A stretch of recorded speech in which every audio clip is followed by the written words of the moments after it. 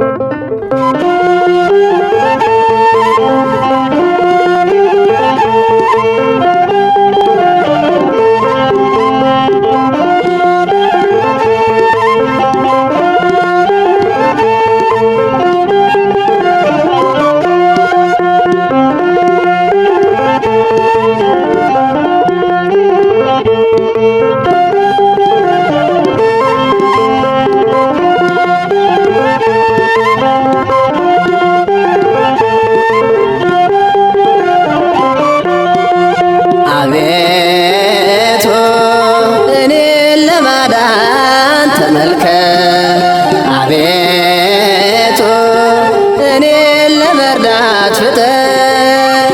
ነፍሴን የሚሿት በዙሪያዬ ከበዋልና ሮሮ አምላኬ ወደ እኔ ቶሎ ና።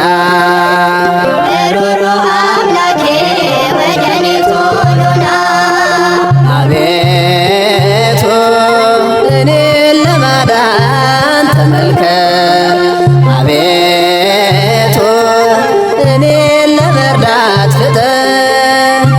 ነፍሴን የሚሿት በዙሪያዬ ከበዋልና ሮሮ አምላኬ ወደ እኔ ቶሎ ና።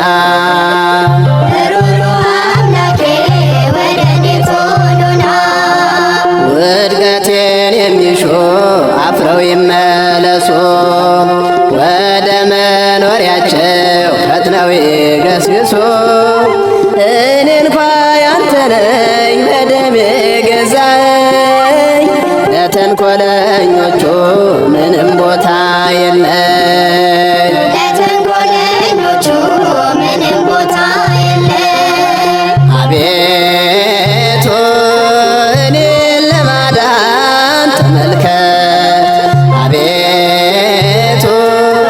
እኔን ለመርዳት ፍጥን ነፍሴን የሚሿት በዙሪያዬ ከበዋልና ሩሩ አምላኬ ወደ እኔ ቶሎና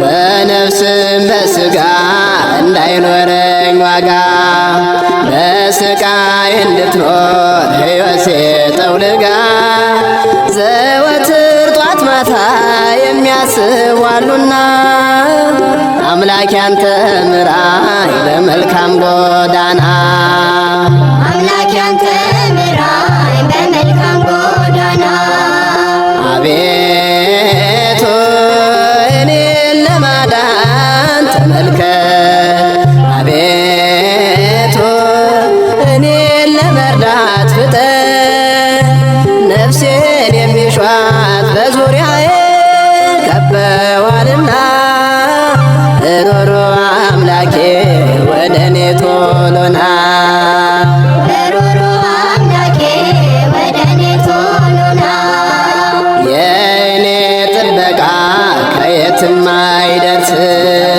ያላንተ እርዳታ በምንም አይሆን ደካማ መሆኔን ቀድመህ ታውቀዋለህ ፈጥነ ድረስልኝ ፍቅራዊ አባት ነህ ፈጥነ ድረስልኝ ፍቅራዊ አባት ነህ አቤቱ እኔን ለማዳን ተመልከት አቤቱ እኔን ለመርዳት ፍጥን ነፍሴን የሚሿት በዙሪያዬ ከበውልና ሩሩ አምላኬ ወደ እኔ ቶሎና ሩሩ አምላኬ ወደ እኔ ቶሎና ምንም ብበድል ኃጢአቴ ቢበዛ ጊዜን ባሳልፍ በከንቱ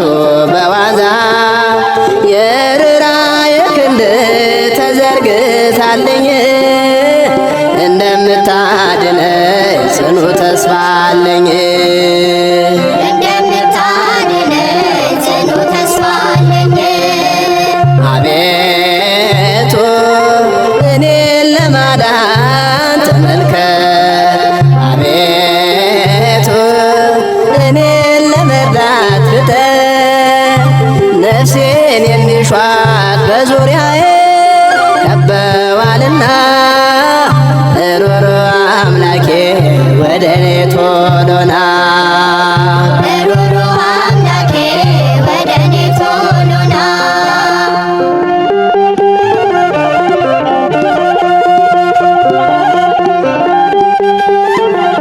እግዚአብሔር ይመክረናል።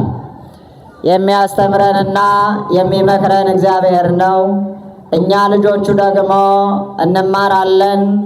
እኛ ልጆቹ የእግዚአብሔርን ቃል ሰምተን በሕይወት እንኖር ዘንድ የሕይወትን ቃል በልቦናችን መዝግበን ሰላምና ፍቅር፣ አንድነትና ጤንነት የተሳካ ሕይወት እንዲሰጠን እግዚአብሔር ለሁላችንም የልቦና ጆሮ ያድለን።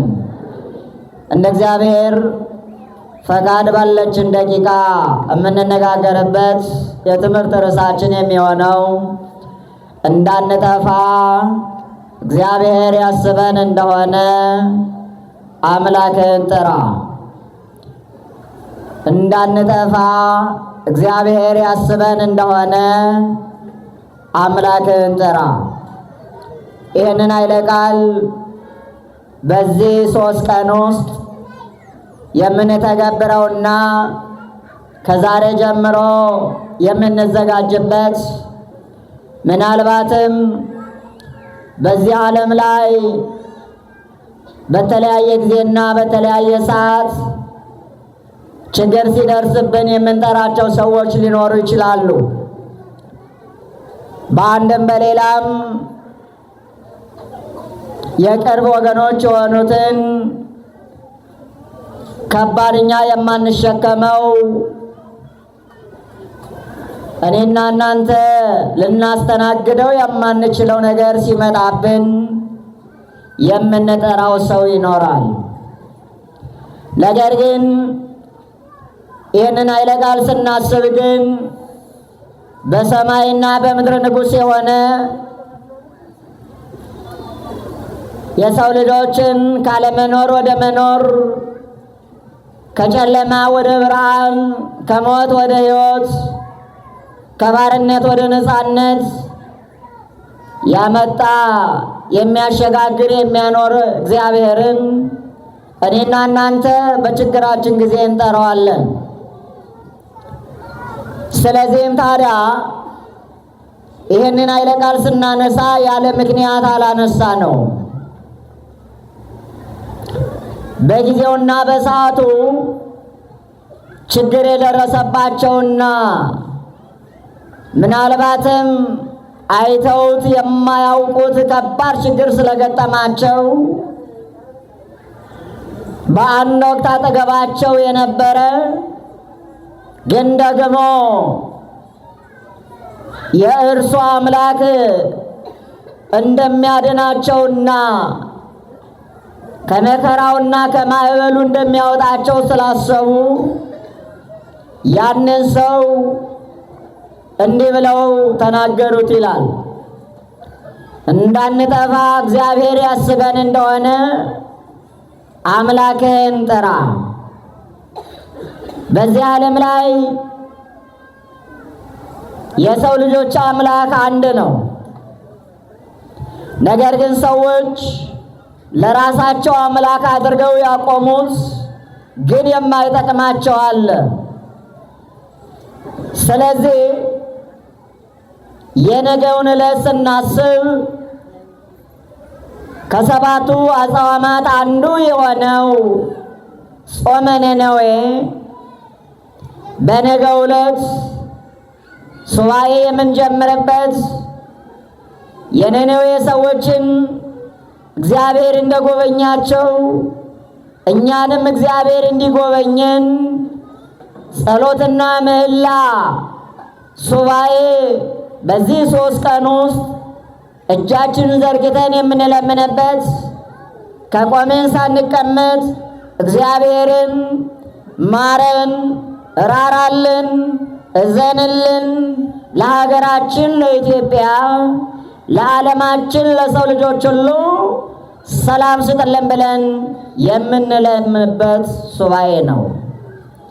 ስለዚህ ታዲያ የሰራዊት ጌታ እግዚአብሔር እንዲህ እንደናንተና እንደኔ የሚወዳቸው ሕዝቦች ነበሩት ይላል።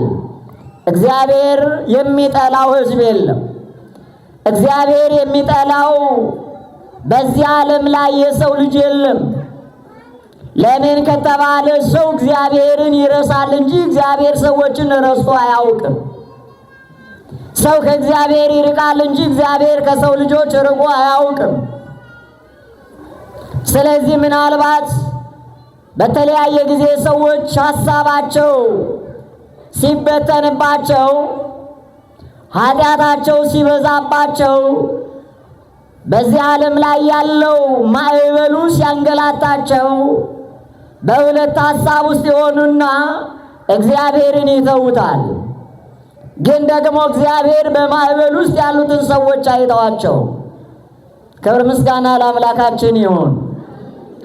ስለዚህ ታዲያ የነነዌ ሰዎች በዛ በመካከለኛው ምስራቅ እግዚአብሔር የሚወዳቸው እነሱም እግዚአብሔርን የሚወዱ ሰዎች ነበሩ ይላል። ተመልከቱ የእግዚአብሔር ልጆች፣ እግዚአብሔር የሚወዳቸው እነሱም እግዚአብሔርን የሚወዱት ነበሩ። እነዚህ ደግሞ ሰብአ ነነዌ ይባላሉ፣ የነነዌ ሰዎች ይባላሉ። ታዲያ አባት ልጁን እንደሚወደው ሁሉ አባት ልጁን እንደሚንከባከበው ሁሉ እነሱንም ይንከባከባቸው ነበረ። ነገር ግን ደግሞ ልጅ ሲያጠፋና ከስህተቱ እንዲታረም አባት ይመክራል። ስለዚህ ስህተታቸው እያደገ መጣና መታረም ስላልቻለ አባታቸውን እግዚአብሔርን አስቀየሙት ይላል። አባት ልጁን ከአንዴ 2 ጊዜ 3 ጊዜ ይመክራል። ያስመክራል። ተው ተመለስ ከስህተት፣ የምትሄድበት ጎዳና ጥሩ አይደለም። ጉድጓዱ ውስጥ ገብተህ ትሰበራለህ። ገደል አፋፍ ላይ ከደረስክ ትወድቃለህ። በዚህ ዓለም ላይ ያለው መሰናክል ብዙ ነው፣ ይጠልፋል። ልጄ ሆይ ተመለስ። የምትሄድበት መንገድ የሞት መንገድ ነው። ወደ ሰላምና ወደ ፍቅር፣ ወደ ጽድቅና ወደ እውነት፣ ወደ እኔ ወደ አባትህ፣ ወደ እናትህ፣ ወደ ቤተሰቦች እነሆ ተመለስ ብሎ አባት ይመክራል። ነገር ግን አባት መክሮ እምቢ ካለ የመጨረሻው መተው ነው። መከራ መክሮ እስከሚመልሰው አባት ዝም ይላል። ስለዚህ የነነዌ ሰዎችም እግዚአብሔር ብዙ ነገር አድርጎላቸው ሳለ እግዚአብሔርን ረሱትና ኃጢአታቸው እየበዛ ወንድ ለወንድ ሴት ለሴት የሰዶምና ገሞራ ያደርጉት እንደነበረ እነዚህ ሰዎችም መስመር እየሳቱ መጡ ይላል። ተመልከቱ የእግዚአብሔር ልጆች፣ በዚህ ዓለም ላይ ስንቱ ነው መስመር የሳተው? ስንቱ ነው ከእግዚአብሔር መንገድ የወጣው? የአባቱን የእግዚአብሔርን ምክር ሰምቶ የአባቱ የእግዚአብሔርን ትእዛዝ ተቀብሎ በመስመር እየተጓዘ ያለ ስንት ሰው ነው ብለን ራሳችንን መጠየቅ ያስፈልጋል። ስለዚህ ታዲያ እነዚህን ሰዎች እግዚአብሔር መምከርና ማስመከር ስላለበት እግዚአብሔር ሰው ፈለገ ይላል። እግዚአብሔር ሰው ፈለገ። እግዚአብሔር ሰው የሚፈልግበት ጊዜ አለ። እግዚአብሔር ሰዎችን ለማስተማር ሰው ይፈልጋል። እግዚአብሔር መልእክተኛ ለመላክ መልእክተኛ ይፈልጋል። እግዚአብሔር እውነት ነው። እግዚአብሔር ያልፈለገበት ጊዜ የለም። ዛሬም እግዚአብሔር ይፈልጋል። ዛሬም እናንተን እግዚአብሔር ይፈልጋል። ዛሬም እኛን እግዚአብሔር ይፈልጋል። ወለተ ማርያም የት ነው ያለሽው? ነይ፣ በሩ ተከፍቷል። እነሆ ከምትዘምርበት፣ ከምታመሰግኝበት፣ ከምትዘምርበት፣ ከምታመሰግንበት፣ እነሆ ጸሎት ከምታደርስበት እኔን እነሆ ምስጋና አቅርበ ከምባርክህ ቦታ አጥቻለሁና ና ወልደ ማርያም፣ ወለተ ማርያም፣ ኃይለ ማርያም፣ ገብረ ማርያም፣ ኃይለ ሥላሴ፣ ወለተ ሥላሴ እያለ እግዚአብሔር ዛሬም ይጣራል። የኔና የእናንተ አባት ሩሩ አምላክ ነው። ስለዚህ እነዚህ ሰዎች ሊያስመክራቸው እግዚአብሔር ሰው ፈለገ። ሰው ሲፈልግ ደግሞ የዋህና ቅን የእግዚአብሔር አገልጋይ የሆነ አስቀድሞ ከእግዚአብሔር ከመንገዱ ያልወጣ መስመሩን ይዞ በትክክለኛው መንገድ እየተጓዘ ያለ አንድ ሰው እግዚአብሔር አገኘ ይላል። መታደል እኮ ነው። አያችሁ፣ ለካ የበቃ የነቃ ሕሊናው ለእግዚአብሔር፣ ልቦናው ለእግዚአብሔር፣ መንፈሱ ለእግዚአብሔር የታመነ ሰው ማግኘት እንዴት ደስ ያሰኛል። ለእግዚአብሔር ታምነን እንድንገኝ እርሱ ይፍቀድልን። አሜን በሉ። መታመን ጥሩ ነው አይደለ? ስለዚህ ታምኖ መገኘት ያስፈልጋል። እግዚአብሔር እኛን ፈልጎ ሲመጣ እኛ ሰው ሆነን መገኘት ያስፈልገናል ማለት ነው። እግዚአብሔር ፈልጎ ይመጣል። አንተን ፈልጎ ይመጣል። አንቺን ፈልጎ ይመጣል። እናንተን ፈልጎ ይመጣል። እኛን ፈልጎ ይመጣል። እግዚአብሔር በራችንን ያንኳኳል። የት ነው ያላችሁት ብሎ እግዚአብሔር ሰዎችን ይፈልጋል። በረሃብ አለንጋ የሚጠበሱትን በረሃብ ውስጥ ያሉትን ሰዎች እግዚአብሔር ለመመገብ ይፈልጋል። በሐዘን ውስጥ ያሉትን እግዚአብሔር ይፈልጋል። በድቅድቅ ጨለማ ያሉትን እግዚአብሔር ይፈልጋል። የተበተኑትን ለመሰብሰብ እግዚአብሔር ይጣራል። ታዲያ በዚህን ጊዜ እግዚአብሔር ሰው ሲፈልግ የነነዌ ሰዎችን የሚያስተምርለት የዋህና ቅን አንድ ሰው አገኘ። ያ ሰው ደግሞ ታላቁ ዮናስ የተባለ የእግዚአብሔር አገልጋይ ነቢይ ነበረ ይላል። ስለዚህ ዮናስን እግዚአብሔር እንዲህ አለው። በመጽሐፈ ዮናስ ከምዕራፍ 1 ጀምሮ 4ቱንም ምዕራፍ ታነባላችሁ። የአማቴ ልጅ የሆነ የዋህ የሆነ ቂምና በቀል የሌለበት እሺ በጎ የሚል በቸርነቱ የሚታመን አባቱን የሚያከብር እግዚአብሔርን የሚሰማ ሰው ነው ዮናስ። መታደል እኮ ነው። አባቱን የሚያከብር እግዚአብሔርን የሚሰማ በእግዚአብሔር ቃል የሚኖር ማግኘት በዚህ ዓለም ላይ አሁን ችግር እየገጠመን መጣ። ችግሩ በጣም እየሰፋ መጣ። ዓለምን ተመልከቱት። እናቶች አባቶች ዛሬ ወደ ራሳችን መመለስ ያስፈልገናል። ለምን ከተባለ እናንተን የሚያከብሩ እግዚአብሔርን የሚያከብሩ የሚባርካቸውን ካህን ቀድሶ የሚያቆርባቸውን ካህን ሊያውቁ ይገባል። ወጣቶቻችን ልጆቻችን ልናስተምር ይገባል። እግዚአብሔር ሲጠራቸው አቤት ብለው የሚላኩ እናት አባት ሲያዛቸው እሺ ብለው የሚታዘዙ ቤተ ክርስቲያን ስታዛቸው የሚታዘዙ ራሳቸውን ለእግዚአብሔር አሳልፈው የሰጡ እንደ ዮናስ ያሉ ወጣቶች እግዚአብሔር ይፈልጋል። ስለዚህ ደግሞ የቤት ስራ የኔና የእናንተ ስራ ነው ማለት ነው። ታዲያ በዚህ ሰዓት ነበረ ዮናስ እግዚአብሔር እንዲህ አለው። ከእግዚአብሔር ጋር ከፈጣሪው ጋር ተነጋገረ። ዮናስ ወዳጄ ልጅ አለው እግዚአብሔር። አቤት አለ። እነሆ ሰብአ ነነዌ እኔን አስቀይመውኛልና ኃጢአት ሰርተዋልና በድለዋልና ኃጢአታቸው የመጀመሪያው ሰማይ የመጀመሪያው አድማስ ጠፈር ላይ ደርሷል። እነሆ ኃጢአታቸው አስቀይሞኛል። መጀመሪያ እንዲመከሩ ንስሐ እንዲገቡ ሕፃናቱ፣ አዛውንቱ፣ ወጣቱ ንስሐ እንዲገባ ከኃጢአትና ከክፉ ስራቸው ተመልሰው ወደ ቀደመ ቅድስናቸው እንዲመለሱ አንተን መርጬሃለሁና ሄድ አስተምርልኝ አለው እግዚአብሔር። አያችሁ፣ ለቤተሰባችሁ አስተዳዳሪ አድርጎ ሲሾማችሁ ቤተሰባችሁን በምን አይነት መልኩ ነው መምራት ያለባችሁ ከተባለ እንደ ዮናስ መልእክተኛ ሆናችሁ ልጆቻችሁን ቤተሰቦቻችሁን በቤታችሁ ያለውን ሰው በበጎ እንድትመሩ እግዚአብሔር ይፈልጋል። እንድንመራ ይፈልጋል እግዚአብሔር። ስለዚህ ታዲያ በዚህ ሰዓት ነበረ ዮናስ እግዚአብሔር አለ እነሆ አንተ መሐሪ ነህ፣ ሩቀ መዓት ወብዛ ምሕረት ወጻድቅ። ምሕረት የበዛ ነው፣ መዓት የራቀ ነው። እኔ እዛ ሳልደርስ ልትምራቸው ትችላለህ። ምሕረት የበዛ ስለሆነ ቸርነት የበዛ ስለሆነ እኔ ሳልናገር አንተ በቸርነት ልታድናቸው ትችላለህ። ኃጢአታቸውንና በደላቸውንም ልትደመስስላቸው ትችላለህ። ጌታዬ አምላኬ እግዚአብሔር ሆይ የሠራዊት ጌታ የአብርሃም የይስሐቅ የያዕቆብ የአባቶቻችን አምላክ እግዚአብሔር ሆይ እስራኤላውያንን እንደመራቸው ነፃ አውጥተህ ምድረ ርስት እንዳገባሃቸው እንደዚሁ ደግሞ እነዚህንም ሰዎች ከኃጢአት ከበደል ነፃ ልታወጣቸው በቸርነት ይቅር ልትላቸው ትችላለህ። ስለዚህ እኔ ደግሞ እዛ ሄጄ ማን ነቢይ ይባላል ወይም ደግሞ ይሄ ነቢይ ምን ይላል ብለው ሊተርቱብኝ ይችላሉ። ይሄ ብቻ አይደለም፣ እዛ ሳልደርስ የኔ ነቢይነት ሊቃለል ይችላል። ስለዚህ አንተ ሩሩ አባት ነህ፣ ይሄ ሊሆን አይችልም አለ። ግን እግዚአብሔር ዮናስ ሂድ አለው። እግዚአብሔር አድርግ ካለ ማድረግ ነው አይደለ?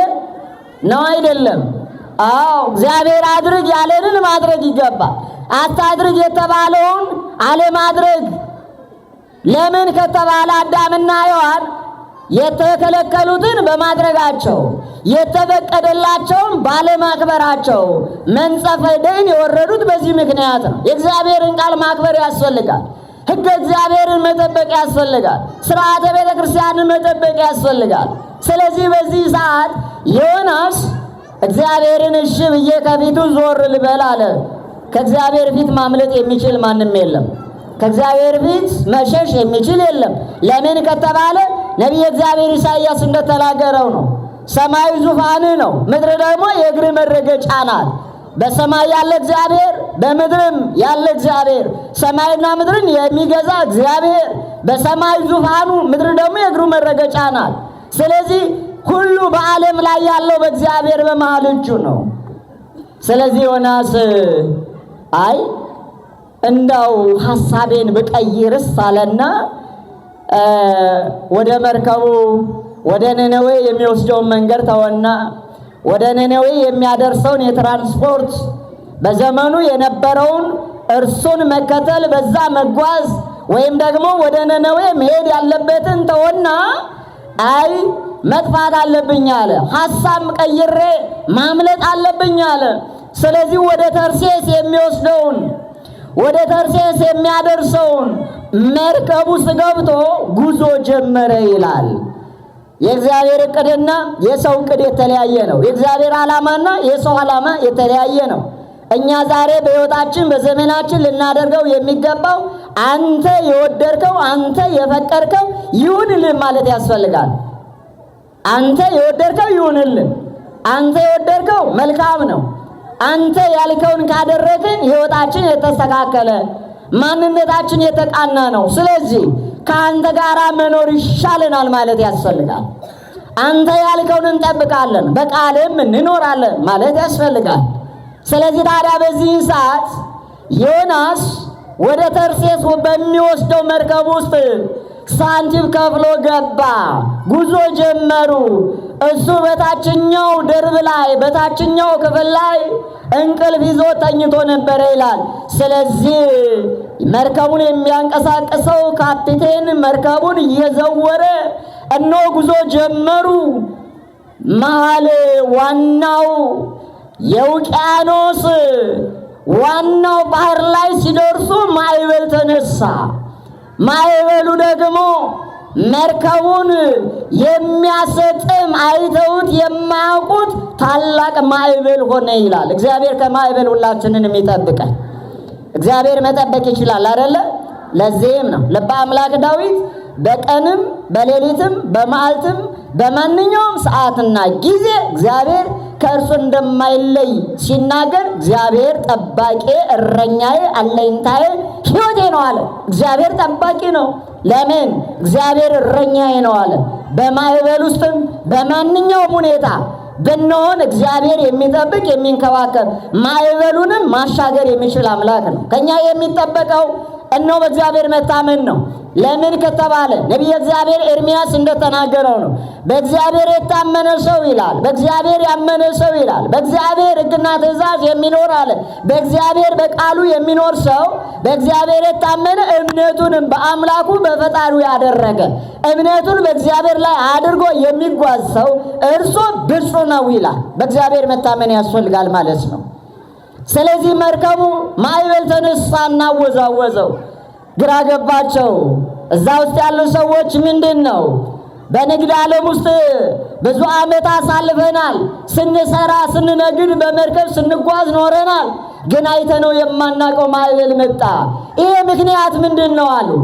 ይሄ ነገር ለምን ተነሳ? ዛሬ በዚህ መርከብ ላይ እንዲህ አይነት ማዕበል እንዴት ተከሰተ? ምናልባት እስኪ ማዕበሉ መርከቡን እንዳይገለብጠው ምን እናድርጋሉ? ከላይ የተጫነውን ዕቃውን እያወጣን ወደ ባህር እንወርውረው ብለው ወረወሩ። ግን አልቻሉ። ዕቃው በሙሉ ወደ ባህር ተወረወረ። አልቻሉ። መርከቧ አሁንም ተወዛወዘች። ተጨነቁ።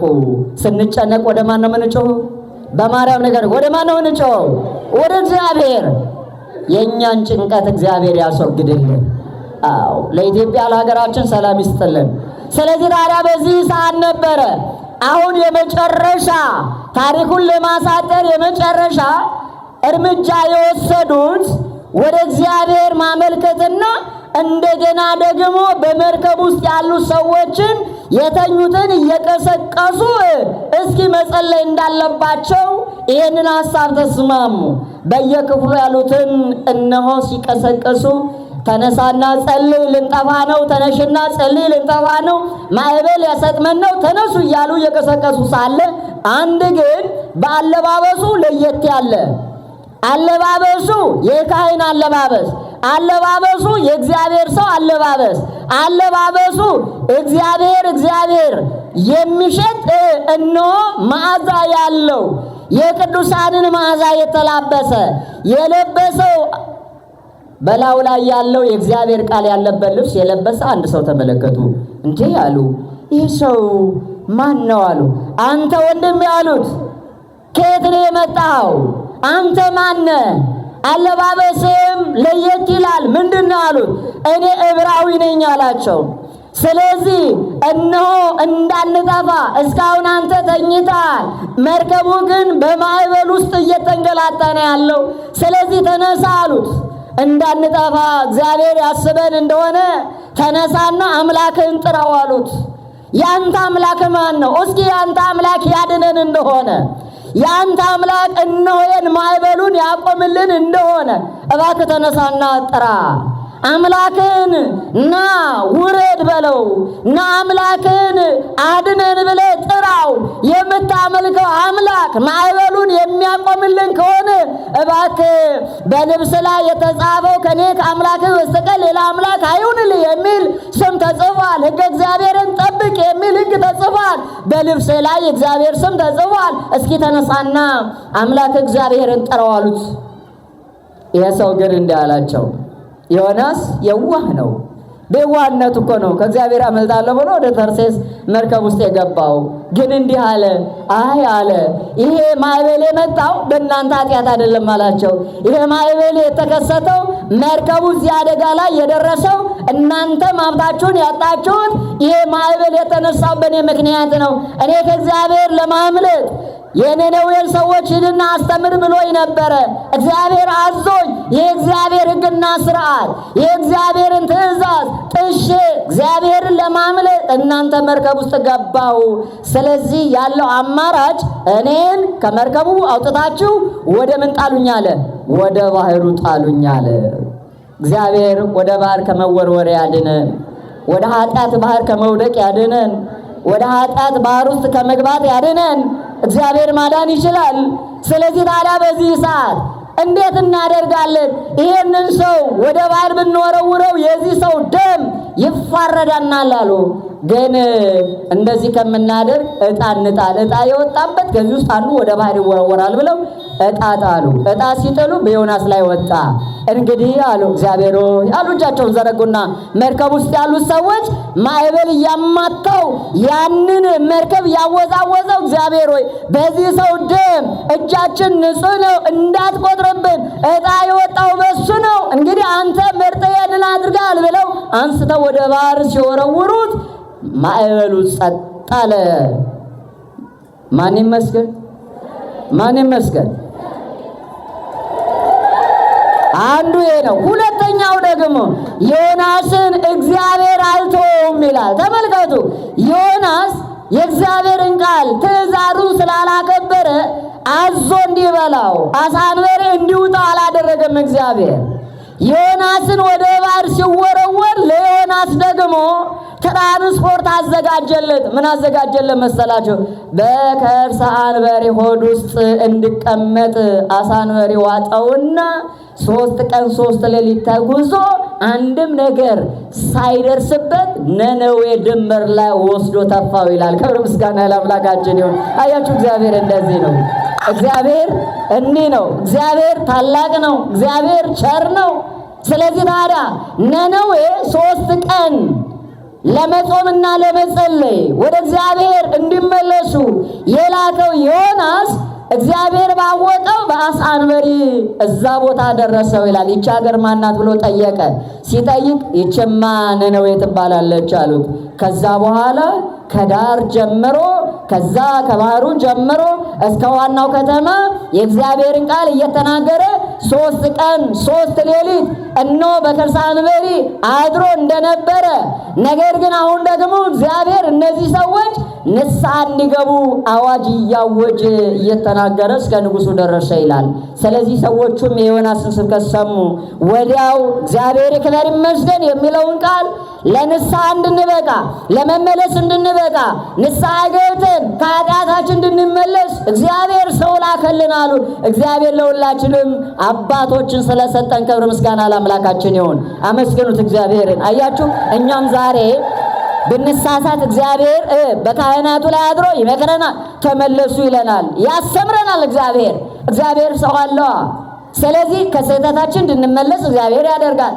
ታዲያ በዚህ ሰዓት እነሆ በነነዌ የነበረው ንጉሥ አዋጁን ተቀብሎ ሕፃናቱ እንዲጾሙ የእናታቸውን ጡት እንዳይጠቡ እንስሳት ሳይቀሩ ለ3 ቀን እምቦሶች የእናታቸውን ጡት ሳይጠቡ 3 ቀን ጾሙ፣ ጸለዩ። ለወርዶ ሊያጠፋቸው የነበረ እሳት ተመለሰ ይላል። ክብር ምስጋና ለአምላካችን ይሁን። ስለዚህ የነነዌ ሰዎች በዮናስ ስብከት 3 ቀን ጾመው ጸልየው እነሆ ከታዘዘው መቅሰፍት ድነዋል። ታሪኩ ብዙ ነው። 3 ቀን ስለምትማሩት ማለት ነው። ስለዚህ እንዳንጠፋ እግዚአብሔር ያስበን፣ እግዚአብሔር ያድነን፣ እግዚአብሔር እኛን ይመልከተን። እንዳንጠፋ እግዚአብሔር ያስበን እንደሆነ ተነሳና አምላክን ጥራ ብለው የዮናስ አምላክ ራሱንም አድኖታል። የነነዌ ሰዎችንም በመርከብ ውስጥ የነበሩት ሰዎችንም እግዚአብሔር ታድጓቸዋል። ክብር ምስጋና ለአምላካችን ይሁን። አዎ እኛም ዛሬ እግዚአብሔር የትምህርታችን ዋና ዓላማ እነሆ እኛም በእግዚአብሔር መታመን በክፉና ችግር በገጠመን ጊዜ ወደ እግዚአብሔር መጮህ ያስፈልጋል። ወደ እግዚአብሔር መለመን ያስፈልጋል። አምላካችንን መጥራት ያስፈልጋል። ለእግዚአብሔር ታማኝ በዚህ ሱባኤ ራሳችን ለእግዚአብሔር አሳልፈን መስጠት ያስፈልጋል። ስለዚህ እግዚአብሔር አምላካችን ሁላችንም በእግዚአብሔር ታምነን በቃሉ እንድንኖር የአምላካችን ቅዱስ ፈቃድ ይሆንልን። ያስተማረን የመከረን የቅዱሳን አምላክ እግዚአብሔር ክብር ይመስገን። ማን ይመስገን? ማን ይመስገን? ኧረ በድንግል ማርያም ማን ይመስገን? ኧረ በጻድቁ በተክለ ሃይማኖት ማን ይመስገን? ኧረ በክርስቶስ ሰምራ ማን ይመስገን? ኧረ በመድኃኔዓለም አመስግኑት እግዚአብሔርን። እግዚአብሔር የተመሰገነ ይሁን። ከፍ ያለው አምላካችን እኛንም በመንግስቱ ለዘላለም ከፍ አድርጎ ያኖረን። አሜን በሉ። እግዚአብሔር ከፍ ማድረግ ስለሚችል ማለት ነው። እግዚአብሔር ክብር ይመስገን። ሰዓት መጠበቅ ስላለብኝ ነው። ስለዚህ እስካሁኗ ሰዓት ድረስ ክቡር አባታችን ማህበረ ካህናቱ በአጠቃላይ ሰባኪያነ ወንጌሉ ሁላችሁም በአንድ ላይ በዚህ በቅድስና ቦታ እግዚአብሔርን እያገለገላችሁ ዘላለማዊ ርስት ለመውረስ መልካም ነገር እየሰራችሁ እግዚአብሔር ጠብቆ እዚህ አድርሷችኋል። አሁንም ደግሞ ቀሪውን ዘመን መልካም አድርጎ ያሰባችሁት ሁሉ እንደሚሳካ 100% በእግዚአብሔር እናምናለን። ስለዚህ ይህንን አምላክ ደግሞ ልናመሰግነው ይገባል። አመስግኑት እግዚአብሔርን። ጨርሻለሁ። አንድ የመጨረሻ የምላችሁ እንግዳት ይገርማችኋል። እልልታ አስተምራለሁ ባለበት ደብር ላይና እስኪ እንደው ሰይጣን ይናደድ መንፈስ ቅዱስ ደስ ይበለው መድኃኔዓለም ይክበር ይመስገን ሞቅ አድርግ እግዚአብሔር ይመስገን።